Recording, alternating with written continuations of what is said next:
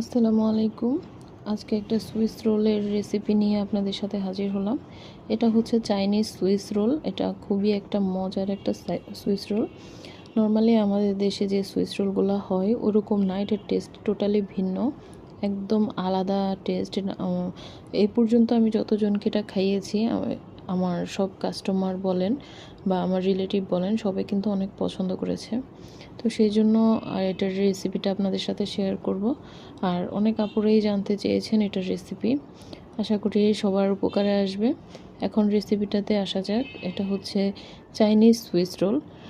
এখানে সবগুলো আমি প্রথমে গ্রামের মাপে নিয়ে নিব। তো এখানে আমি 40 গ্রাম তেল আর 60 গ্রাম দুধ একসাথে মিক্স করে নিচ্ছি। সাথে একদম সামান্য একটু ভ্যানিলা এসেন্স দিয়ে নিচ্ছি। দিয়ে ভালো করে মিক্স করে নিব। ভালো করে মিক্স করে দেন হচ্ছে আমি এখানে ফ্লাওয়ার অ্যাড করে নিব। ফ্লাওয়ার বলতে ময়দা, আমাদের কেকের যে প্লেন ময়দাগুলো হয় ময়দাটা অ্যাড করে নিবে। এখানে শুধু ময়দাই যাবে, আর কিছু না। 60 গ্রামের মতো ময়দা মিক্স করে নিব। আগে কিন্তু ভালো করে মিক্স করে নিচ্ছি আমি অয়েল আর দুধটা। তো এখানে আমি 60 গ্রাম ময়দা এখন মিক্স করে নিব ভালো করে। ময়দাগুলো আমার আগে চেলে রেখেছিলাম, 2বার চেলে রেখেছিলাম।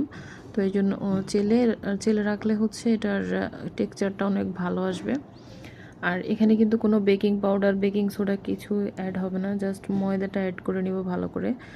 আর আমরা হচ্ছে এটা মিক্স করা শেষ হয়ে গেলে একটা সাইডে রেখে দিব। রেখে দেন এখানে আমরা 5টা ডিম ভালো করে সুন্দর করে ভেঙে নেব। 5টা ডিম ভেঙে নেওয়ার পরে এটার কুসুমটা আমরা আলাদা করে ফেলব। 5টা ডিম সুন্দর করে একদম সাবধানে ভাঙবেন যেন কুসুমটা কোনোভাবে সাদা অংশের সাথে অ্যাড না হয়।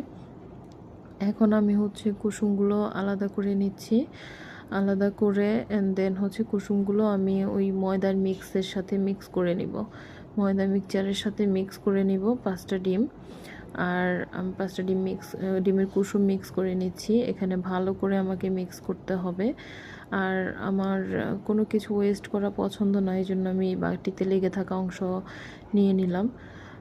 এখানে আমি ভালো করে মিক্স করে একটা সাইডে রেখে দিব হচ্ছে। এরপরে আমরা ডিমের ম্যারাংটা তৈরি করব। ডিমের সাদা অংশ আর চিনি দিয়ে আমরা ডিমের ম্যারাংটা তৈরি করব। আর একটা কথা বলে রাখা ভালো, এটা কিন্তু হচ্ছে বাহিরের রেসিপি, দেশীয় রেসিপি না।